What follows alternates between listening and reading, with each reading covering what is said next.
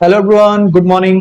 तो I hope इससे पहले वाला वीडियो आप लोगों ने देखा होगा जिसमें हमने एक्सरसाइज 2.2 खत्म की थी और साथ में मैंने आपको रिमाइंडर थ्योरम थोड़ा बहुत समझाया था। ठीक है, चलिए अब उसके आगे बढ़ते हैं जो हमें पढ़ना है फैक्टर थ्योरम के बारे में। ठीक है, तो ये क्या कहता है, ध्यान समझना कि पी एक्स एक पॉलिनोमियल है डिग्री 1 या उससे बड़ा का, मतलब जीरो पॉलिनोमियल की बात नहीं हो रही है, उससे 1 वाली डिग्री या उससे बड़े वाली। ठीक है, तो दो बातें कहता है। क्या कहता है, अगर P of P at x equal to A बराबर 0 है अगर, ठीक है, तो x माइनस ए उसका फैक्टर होगा। राइट। दूसरी बात कह रहा है इसी का उल्टा कि अगर x माइनस ए उसका फैक्टर है तो P at x equal to A बराबर 0 होगा। अब ध्यान समझो क्या कह रहा है, पहली चीज लेते हैं। कह रहा है इफ P ये 0 है then x minus a is a factor. यहां तक समझ आया? तो पहले को बस देखते हैं कि बोला अगर x के जगह a रखने पे 0 आ गया तो x माइनस ए उसका फैक्टर होगा। ठीक है, ध्यान समझना। तो मैंने आपको रिमाइंडर थ्योरम जब पढ़ाया था तो ये चीज समझाई थी ना कि रिमाइंडर क्या होता है। अब रिमाइंडर जब आप किसी से डिवाइड करते हो तो रिमाइंडर होता है। राइट, यहां तक समझ में आ रहा है? तो अगर आप x माइनस ए से डिवाइड करो तो रिमाइंडर क्या आएगा, वो हमने क्या देखा था। इस पूरे को 0 रख के यहां से x की वैल्यू निकाल लो तो x इक्वल टू ए आ जाएगा। तो अब पॉलिनोमियल में आप x के जगह a रख दो, जो भी आएगा वो उसका रिमाइंडर होगा। यहां तक समझ आया? ये हमने पढ़ रखा है पुराने वीडियो में। फिर से मैं समझा रहा हूं कि रिमाइंडर कब आता है, जब आप किसी को किसी चीज से डिवाइड करते हो। ठीक है, तो अब अगर आप इसको x माइनस ए से डिवाइड कर रहे हो तो इस जिससे डिवाइड करो उसको x माइनस ए को 0 के बराबर रख के x की वैल्यू निकाल लो तो क्या आएगा, x minus a equal to 0 रखोगे तो x की वैल्यू a आ जाएगी। राइट। अब पॉलिनोमियल में x के जगह पे वही वैल्यू रख दो तो पॉलिनोमियल की वैल्यू जो बनती है वो रिमाइंडर होता है। यहां तक समझ में आ गया था? ठीक है, यहां तक हमने देख लिया था कि रिमाइंडर कैसे निकाले। ठीक, तो ये कह रहा है कि अगर रिमाइंडर रखने पे वो चीज 0 आ गया, ठीक है, ध्यान समझना, तो x माइनस ए इसका फैक्टर था। ठीक भाई, आप खुद सोचो अगर 24 को 7 से डिवाइड करना है, ठीक है, तो अगर रिमाइंडर 0 आ जाता है डिवाइड करने पे तो जिससे डिवाइड करते हो उसका फैक्टर होता है कि नहीं भाई। 4 से डिवाइड करना था और 7 से डिवाइड करना था। ठीक है, 7 से डिवाइड करोगे तो रिमाइंडर 3 आएगा, 4 से करोगे तो रिमाइंडर 0 आ जाएगा। तो 7 24 का फैक्टर नहीं होता है बट 4 होता है। राइट। तो कोई किसी का फैक्टर है कि नहीं हमें कैसे पता चलता है, अगर वो उसको पूरी तरीके से डिवाइड कर दे या वो नंबर के टेबल में ये वाला नंबर आता हो, राइट, तभी तो फैक्टर होता है। तो सेम तो यहां पे भी है। अब दो चीजें हैं, पहले x माइनस से अगर डिवाइड कर रहा है तो रिमाइंडर क्या आएगा, ये पहला पार्ट है। ठीक है, तो वो हमने आपको समझाया था कैसे। आप यहां से x की वैल्यू निकाल के पुट कर दो, जो होगा वही आगे। राइट। अब ये यहां पे हमसे प्रूफ क्या करवा रहे इसके फर्स्ट पार्ट में कि अगर 0 आ गया रिमाइंडर तो बताओ ये फैक्टर था। तो भाई 0 कब आता है, जब फैक्टर होता है तभी तो। आप ये पी ए इक्वल टू 0 मत समझो, पी ए एक्चुअली में है क्या, रिमाइंडर। राइट। रिमाइंडर 0 कब आता है, जब कोई किसी को कंप्लीटली डिवाइड करता है, और कंप्लीटली डिवाइड कौन करता है, फैक्टर करते हैं। राइट। तो अगर रिमाइंडर 0 है तो ये फैक्टर होगा ही। कहोगे सर पर p ऑफ a का इससे लेना देना क्या है, तो वो तो मैंने बताया ना कि यहां से क्या रिमाइंडर आएगा वो आप x minus a equal to 0 करके ax इक्वल टू a करके निकाल लो, तो यहां से ये आ जाएगा। समझ में आया? क्लियर हुआ? अब प्रूफ कैसे करेंगे तो ये देखते हैं। तो लिखोगे क्या, फ्रॉम रिमाइंडर, रिमाइंडर थ्योरम से क्या बताया था मैंने, px को अगर x माइनस ए डिवाइड करता है तो क्या आता है, x माइनस ए इंटू जितनी बार में डिवाइड किया होगा। तो मान लो qx एक नया पॉलिनोमियल होगा। राइट। प्लस जो रिमाइंडर बचा होगा, तो रिमाइंडर क्या आएगा x माइनस ए से डिवाइड करने पे, x की माइनस ए इक्वल टू 0 रख के x की वैल्यू निकाल के यहाँ पुट कर दो, तो x की वैल्यू यहाँ से क्या आएगी, a आएगी, तो a पुट करना है मतलब ये रख देंगे। यही तो होता है, ये तो रिमाइंडर थ्योरम से पढ़े थे। राइट। और ये नॉर्मल डिवीजन भी है, 24 को 7 से डिवाइड करोगे तो क्या आएगा, 3 बार जाएगा प्लस 3 रिमाइंडर, यही आ गया। राइट। अब क्या कह रहा है, पीए बराबर 0 है, इसने खुद दिया है ना पीए बराबर 0। राइट। तो अगर पीए बराबर 0 हो गया, ठीक है, तो ये क्या हो जाएगा, इसने क्या दिया है, पीए बराबर 0, ये तो इसने दिया, मैं तो नहीं कह रहा हूं, इन्होंने दिया है। राइट। तो ये आपकी इक्वेशन क्या बन जाएगी, x माइनस ए इंटू टू एक्स प्लस 0, मतलब ये पूरा गायब भी हो गया। तो px क्या बन गया आपका, x माइनस ए इंटू क्यू एक्स, ये बन गया आपका। आई होप आपको समझ आ रहा होगा। ठीक है, अब भाई अगर किसी चीज को आप दो चीजों के मल्टीप्लीकेशन के फॉर्म में लिख लेते हो तो वो दोनों उसके क्या होते हैं, फैक्टर ही तो होता है। अगर आप 24 को 4 इंटू 6 लिख सकते हो तो 4 और 6 दोनों तो इसके फैक्टर है। अगर आप क्या 24 को 7 इंटू समथिंग लिख सकते हो, नहीं लिख सकते क्योंकि 7 इसका फैक्टर नहीं है, राइट। तो अगर आप ऐसे लिख पा रहे हो तो ये दोनों इसके फैक्टर है, राइट। तो यहां से आप लिखोगे hence x minus a is a factor. पहला पार्ट हमने प्रूफ कर लिया, ठीक है। दूसरा पार्ट कह रहा है कि इफ, सेकेंड पार्ट डालो, x minus a is a factor then p of a equal to 0। मतलब इस बार तुम्हें ये क्या दे दिया कि x माइनस ए इसका क्या है, फैक्टर है, राइट। तो पूछ रहा है कि आप प्रूफ करो कि देन क्या होगा कि p ऑफ a क्या हो जाएगा, आपका 0 हो जाएगा, राइट। समझ में आ रहा है आपको। तो अब ध्यान समझना, अगेन रिमाइंडर थ्योरम से देखो क्या हो जाएगा, px equal to X minus A, ठीक है, qx। अब x माइनस ए इसका तो फैक्टर है ना, तो फैक्टर है तो भाई दो चीजें ही मल्टीप्लाई होंगी। अब यहाँ कुछ तीसरा रिमाइंडर, मतलब तीसरा कुछ लिखने की जरूरत तो है नहीं हमें, राइट। मतलब अब ये रिमाइंडर थ्योरम समझो या नॉर्मली समझो, अगर मैं कहूं आपसे 24 का 3 फैक्टर है तो आप 3 इंटू जितनी बार जाएगा उससे इंटू करके लिख दोगे, यही तो लिखोगे, राइट। इसके लिए आपको और कुछ लिखने की जरूरत ही नहीं। तो x माइनस से आपका ये होगा, राइट। अब x माइनस से इसका फैक्टर है, राइट। तो हम देखें कि x की जगह a अगर रखे तो क्या आएगा, राइट। यहाँ x की जगह a रख दो तो क्या होगा, pa हो जाएगा, x की जगह a रख रहे हो, राइट। ये क्या हो जाएगा, a minus A Q X. a minus A क्या होता है, 0 होता है, तो pa बराबर क्या आ गया, 0 आ गया। समझ में आया। या फिर आप ये भी कह सकते हो, इस चीज को आप कंपेयर कर लो जो आपका रिमाइंडर थ्योरम वाला था, तो उसमें क्या होता था, एक्स्ट्रा p ऑफ a होता था। यहाँ पे p ऑफ a नहीं है, मतलब p ऑफ a क्या होगा, 0 होगा। तो आप ऐसे भी कर सकते हो। समझ में आया। देखो फिर से समझाता हूँ सेकंड पार्ट, कि अगर मैं बोलूं कि 24 का 5, मान लो 5 फैक्टर है, मान लो नहीं है 5 है मान लो अभी के लिए, तो क्या होता है, फैक्टर अगर होता है तो जितनी से बार ये उससे डिवाइड होगा वही दूसरा फैक्टर मल्टीप्लाई होता है। कोई भी आप नंबर ले लो, अगर 4 फैक्टर है तो आप इसको 3 इंटू 4 लिख सकते हो, 6 फैक्टर है तो आप इसको 2 इंटू 6 लिख सकते हो, राइट। तो सिमिलरली अगर x माइनस ए फैक्टर है तो भाई इसको आप इसको भी तो कुछ लिख सकते हो ना, x माइनस ए इंटू दूसरा नंबर होगा जिससे वो डिवाइड होगा। अब ये पॉलिनोमियल था तो जो मल्टीप्लाई होगा वो भी पॉलिनोमियल होगा, राइट। यहां तक आपको समझ आ गया। अब यहां से हम p ऑफ ए निकाल ले, क्योंकि यही तो निकालना है आपको 0 के बराबर। तो p ऑफ ए का मतलब क्या हुआ, x की जगह ए रखना, तो यहाँ ए रखे तो राइट में भी ए रख दो। तो a minus A into Q x, अब कुछ भी हो क्यू एक्स हमें क्या पता, बट a माइनस ए अगर 0 हो गया तो p ए आपका क्या हो गया, 0 हो गया। समझ में आया। आई होप ये आपको समझ आया होगा, ठीक है।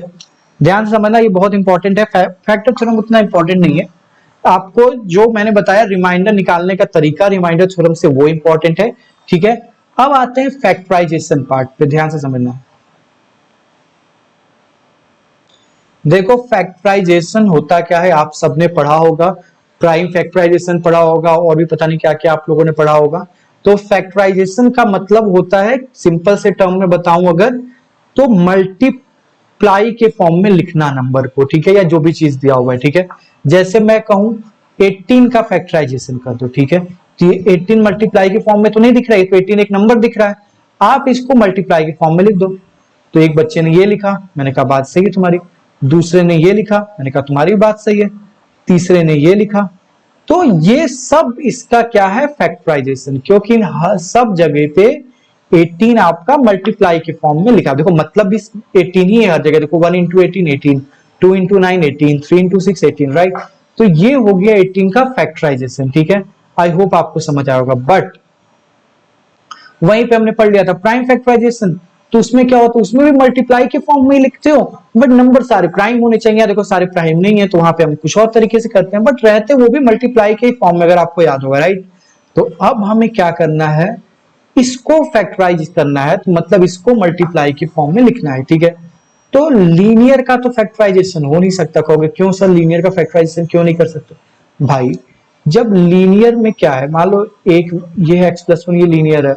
अब इसको क्या ही मल्टीप्लाई, देखो मल्टीप्लाई में लिखना मतलब मान लो px है, तो आप इसको मल्टीप्लाई में लिखने का मतलब दो पॉलिनोमियल मल्टीप्लाई हो रहे होंगे, तो एक qx होगा एक rx होगा, राइट। ये तो फैक्टराइजेशन होता है। नंबर का फैक्टराइज करते हो तो दो नंबर आपस में मल्टीप्लाई होते हैं, पॉलिनोमियल का फैक्टराइज करोगे तो दो पॉलिनोमियल फैक्टराइज होंगे, राइट। तो अगर ये पॉलिनोमियल डिग्री 1 का हुआ तो इसको 1 रखोगे, इसको 0, तभी तो मल्टीप्लाई होगा। क्योंकि वाई, वरना मान लो ये पॉलिनोमियल डिग्री 2 का है तो ये डिग्री 1 का है, ये भी डिग्री 1 का है, तभी तो डिग्री 2 का बनेगा मल्टीप्लाई होके। देखो कहोगे सर पता नहीं आप क्या बोल रहे हो, डिग्री 1 2 की समझ नहीं आ रहा। जैसे मान लो X square plus X plus 2 है, मान लो इसको फैक्टराइज करना है, ठीक है। तो दो पॉलिनोमियल आएंगे ना जो आपस में मल्टीप्लाई हो रहे होंगे और यही बन रहा होगा, राइट। तो मान लो एक पॉलिनोमियल एक्स प्लस 1 होगा, मान लो दूसरा मान लो एक्स होगा, कुछ भी होगा, राइट। तभी तो ये दोनों अब मल्टीप्लाई करने तो आपको आता है ना, ये इससे ऐसे होता है। तो अब दोनों डिग्री 1 के होंगे तो एक टर्म तो आपका एक्स स्क्वायर वाला बन ही जाएगा, राइट, बाकी कुछ भी बने। तो इसके बराबर लाना है तो एक्स स्क्वायर तो चाहिए, राइट। यहीं पे अगर मैं बोलूं कि क्यूब वाला होता, इसका फैक्टराइज मान लो करना है, कुछ ऐसा है, तो यहाँ पे आप क्या होंगे, अगर फैक्टराइज करोगे दो फैक्टर अगर लिखोगे तो एक आपका ऐसा कुछ होगा, एक कुछ ऐसा होगा, मतलब एक डिग्री 1 का होगा, एक डिग्री 2 का। क्योंकि आपको डिग्री 3 वाला तो चाहिए ही ना, तो इन दोनों को मल्टीप्लाई करने पे कहीं ना कहीं डिग्री 3 तो आना चाहिए ना। मतलब 18 का अगर फैक्टर लेना है तो आपने ये लिखा, तो इन दोनों को मल्टीप्लाई करने पे 18 तो आना ही चाहिए ना, वरना इसके फैक्टर थोड़ी हुए। तो सिमिलरली आप यहाँ पे जो दो पॉलिनोमियल लिख रहे हो फैक्टराइज करने में, वो दोनों को मल्टीप्लाई करने पे तो यही आना चाहिए ना। तो एक्स क्यूब लाने के लिए आपको एक्स स्क्वायर और एक्स को तो इंटू करना पड़ेगा ना कहीं ना कहीं, मतलब एक डिग्री 1 और एक डिग्री 2 का तो होना ही चाहिए, राइट। या फिर ये भी डिग्री 1, ये भी डिग्री 1, ये भी डिग्री 1, तीनों 1 1, क्योंकि x into x into x कुछ ऐसा करके क्यूब बन जाए, राइट। इस वजह से ये डिग्री 1 वाले का फैक्टराइज नहीं हम करते, डिग्री 2 वाले से ही करते हैं, ठीक है। समझ में आया आपको? चलिए अब क्वेश्चन पूछता है कि आपसे मान लीजिए कि फैक्टराइज करो किसके बेसिस पे, फैक्टर थ्योरम के बेसिस पे फैक्टराइज करना, ठीक है। तो अब हम लोग ये कैसे करेंगे ये देखते हो। तो एक एग्जांपल लेता हूं, ध्यान से समझना, बहुत अच्छी चीज बता रहा हूं। देखो दो तरीके होते हैं फैक्टराइज करने के, एक होता है फैक्टर थ्योरम, एक मेथड कहते हैं स्प्लिटिंग मिडिल टर्म, ठीक है। ये दो फैक्टराइजेशन के मेथड होते हैं, ठीक है। आप एग्जाम में बहुत कम ही आएगा जब ये बोलेगा कि भाई इस मेथड को यूज करके फैक्टराइज करो। नॉर्मली बहुत से क्लासेस में आपने देखा होगा कि अगर 2-3 मेथड होते हैं तो वो पूछता है कि जैसे एचसीएफ निकालने के आपके साथ 2 मेथड हो या कुछ, तो वो पूछता है कि इस पर्टिकुलर मेथड को यूज करके निकालो। बट यहाँ पे शायद ना पूछे, क्यों? क्योंकि फैक्टर थ्योरम उतना पॉपुलर नहीं है, ठीक है। स्प्लिटिंग वाला लोग ज्यादा यूज करते हैं फैक्टराइज करने के लिए। बट अगर पूछे तो कैसे करोगे, तो मैं आपको समझाता हूं, ध्यान समझना। ये मेथड देखो दोनों के तरीके लगभग सेम है, ठीक है, पर आप ध्यान समझना। तो ये तरीके के लिए मान लेते हैं, अच्छा जीरोस तो आपको याद होगा ना, कितने जीरोस होते हैं, मैंने बताया था आपको। इसमें कितने होते हैं? 2 होते हैं, ठीक है। तो एटमोस्ट 2 होता है, तो आप 2 मान के चलो, ठीक है। तो मान लो ए और बी इसके क्या है? 0, ठीक है। ए और बी 0 है, राइट। तो फैक्टर क्या हुआ? x माइनस ए और x माइनस बी। ये चीज समझ में आया कि a और b अगर 0 है तो फैक्टर क्या हुआ, ठीक। अब ध्यान समझो, a और b भाई अगर 0 हुए तो a रखोगे तो 0 बन जाएगा, b रखोगे तो 0 बन जाएगा। तो अभी हमने पढ़ा था ना कि अगर p ऑफ a बराबर 0 है तो x माइनस ए फैक्टर होगा, समझ में आया। और p ऑफ b बराबर 0 है तो x माइनस बी बराबर 0 होगा, फैक्टर होगा। ये तो अभी पढ़े हो ना फैक्टर थ्योरम में, राइट। तो a और b अगर इसके 0 है, मतलब p ऑफ a 0 है, p ऑफ b 0 है, तो it means x of a and x minus b दोनों इसके फैक्टर। यहां तक समझ में आया? क्लियर? अब ध्यान से देखो, y square minus 5y plus 6, ये आप भाई फैक्टर हैं तो फैक्टर को तो ऐसे मल्टीप्लाई करके लिखा जा सकता है ना, इसमें तो कोई दिक्कत नहीं है, राइट। यहां तक समझ में आया? क्लियर? अब ध्यान से देखो, ज्यादा कुछ मत सोचो, थोड़ा सा दिमाग लगाओ। देखो ये मल्टीप्लाई कैसे होता है, पहले ये इसके साथ जाएगा, फिर ये इसके साथ जाएगा, राइट। तो जब ये इसके साथ जाएगा तो यहाँ पे जो आएगा टर्म वो एक्स स्क्वायर वेरिएबल वाला आएगा, ये क्लियर हुआ। फिर ये इसके साथ जाएगा तो एक्स वाला आएगा, जो भी समझो, आगे कुछ आएगा वो पूरा नहीं लिख रहा हूं मैं, बस आपको समझा रहा हूं। फिर ये अब दोनों के साथ जाएगा, तो ये जब इसके साथ जाएगा तो फिर एक्स वाला आएगा। ये जब इसके साथ जाएगा तो क्या बनेगा? ए भी बनेगा और बिना एक्स का बनेगा। यहां तक समझ में आ रहा है? तो जब आप ऐसे 4 चीजों को मल्टीप्लाई करते हो तो एक एक्स स्क्वायर वाला बनता है, एक आपका एक्स वाला बनता है, एक आपका एक और एक्स वाला बनता है और एक बिना वेरिएबल वाला, राइट। यहां तक समझ में आया? ठीक है। और यहां से ध्यान दो, अगर आपने ये किया तो जो बिना एक्स वाला था वो क्या बन रहे थे? ए इंटू बी बन रहे थे। यहां तक समझ में आया, राइट। तो यहां पे जो कांस्टेंट टर्म है वही तो ए इंटू बी होगा, राइट। तो मीन्स a इंटू बी किसके बराबर होगा, 6 के बराबर होगा। यहां तक समझ में आ रहा है कि नहीं, ये कैसे आया, ठीक है फिर से समझो, मैं फिर से समझा रहा हूं कि हमने क्या किया। जैसे फॉर एग्जांपल हमने मान लिया कि x a और b इसके फैक्टर थे, यहां तक समझ में आया, ठीक है। तो फैक्टर होते हैं तो फैक्टर थ्योरम से क्या हो गया, देन मतलब a और b इसके जीरोस थे, सॉरी a और b जीरोस थे, तो फैक्टर थ्योरम से क्या आ गया, x माइनस ए और x माइनस बी इसके क्या हो गए, जीरोस, वो फैक्टर हो गए, राइट। फैक्टर हो गए तो मतलब आप इसको इनके प्रोडक्ट के फॉर्म में लिख सकते हो, यही तो था कि अगर ये दो इसके फैक्टर हो। आप कहोगे अच्छा सर ये बताइए, आप तो कुछ भी बता देते हैं, जैसे 18 का फैक्टर तो 1 है, 18 है, 2 है, 9 है, राइट। मैंने कहा हाँ भाई तुम्हारी बात तो सही है, तो क्या मैं किसी भी दो को आपस में इंटू करके थोड़ी लिख दूंगा, 18 के फैक्टर तो 18 और 9 है, पर इनको थोड़ी आपस में मल्टीप्लाई करके लिख दूं। बट हाँ बात सही तुम्हारी, बट भाई अगर दो ही फैक्टर, यहाँ तो ज्यादा थे ना, तो कौन से दो को लिखना था, ये आपने गलत कर दिया। बट जिसके दो ही फैक्टर हो उनको लिख सकते हो मल्टीप्लाई करके। जैसे फॉर एग्जांपल आपके क्या 2 है, 2 के कितने फैक्टर होते हैं, 1 और 2, तो इनको तो आप मल्टीप्लाई करके लिख सकते हो ना। 7 है, 1 और 7 इनको तो लिख सकते हो ना। सिमिलरली यहाँ तो क्वाड्रेटिक में दो ही फैक्टर होते हैं ना, अधिक से अधिक 4 5 तो होते नहीं, तो इसलिए आप इनको मल्टीप्लाई करके लिख सकते हो, ठीक है समझ में आया। तो इसको हमने क्या लिख दिया, x माइनस ए इंटू एक्स माइनस बी, दो फैक्टर थे। अब ध्यान से देखो, इक्वेशन है तो इक्वेशन के दोनों तराजू सेम होते हैं, राइट। तो आप इंटू जब करोगे तो ये पहले इसके साथ जाएगा तो एक्स स्क्वायर बनेगा, ये इसके साथ जाएगा तो माइनस पी एक्स, ये इसके साथ जाएगा माइनस ए एक्स, ये जाएगा तो ए प्लस बी, राइट। लिख लेता हूं मैं ध्यान से, आप समझो, minus b x minus a x plus a b, ठीक है यहां तक समझ में आया। यहां पे चाहो तो एक्स कॉमन ले लो, तो ये बन गया a प्लस बी का x प्लस बी। अब LHS और RHS बराबर है, तो ध्यान से देखो भाई, ये जुड़ तो रहे नहीं है, तो इधर भी जो होगा वही यहाँ पे भी होगा, राइट। आप यहाँ x पे सॉरी y ले लो, क्योंकि y में था तो ये y माइनस बी हो जाएगा, ये ठीक है। मैं यहाँ लिख दे रहा हूँ y में होगा सारा कुछ, मैंने x में लिख दिया, ठीक है। तो भाई जो y स्क्वायर का कोफिशिएंट है वो यहाँ होगा y के साथ, जो y के साथ है वो ये होगा, जो बिना उसके वो ये होगा। तो यहां से आपको ये दिखा कि ए बी बराबर क्या है, 6 है, ठीक है। आई होप ये चीज आपको समझ आई होगी कि ए बी बराबर 6 कैसे आया, ठीक है। क्योंकि बिना वेरिएबल वाला लेफ्ट साइड ए बी है और बिना वेरिएबल वाला लेफ्ट साइड 6 है और राइट साइड बिना वेरिएबल वाला ए बी है, जिस वजह से ये आ गया, ठीक है। तो अब 6 आ गया, ठीक है। अब ध्यान से देखो 6 किसको मल्टीप्लाई करके बन रहा है, ए बी को। यहां तक आपको समझ में, बहुत इंपॉर्टेंट चीज बता रहा हूं, ध्यान से समझना। अब ए हो सकता है 1, बी हो सकता है 6, ए हो सकता है 2, बी हो सकता है 6 3, ए हो सकता है -1, बी हो सकता है -6, ए हो सकता है -2, बी हो सकता है -3। ऐसे बहुत से कॉम्बिनेशन बन सकते हैं, यहां तक आपको समझ में आ रहा है, ठीक है क्लियर हुआ। बट हम मान लेते हैं कि ए और बी इन्हीं में से कुछ होंगे, किसमें से, 1 2 3 6, plus minus plus minus plus minus plus minus, ठीक है। पेयर की बात नहीं कर रहा हूं कि अगर A1 हो गया तो B6 होगा, A2 हो गया तो ये 3 होगा, ये होगा, मैं इसकी बात नहीं कर रहा हूं, ठीक है। AB इंटू 6 आया, ठीक है। तो इनमें से A या तो +1 होगा, -1 होगा, +2 होगा, -2 होगा, +3 होगा, -3 होगा, +6 होगा, -6 होगा, राइट। सिमिलरली B भी नहीं, अब टोटल 8 ही चीजें तो हो सकती हैं, राइट। इसी में से एक A होगा, एक B होगा, राइट। यहां तक समझ में आया आपको, क्लियर हुआ।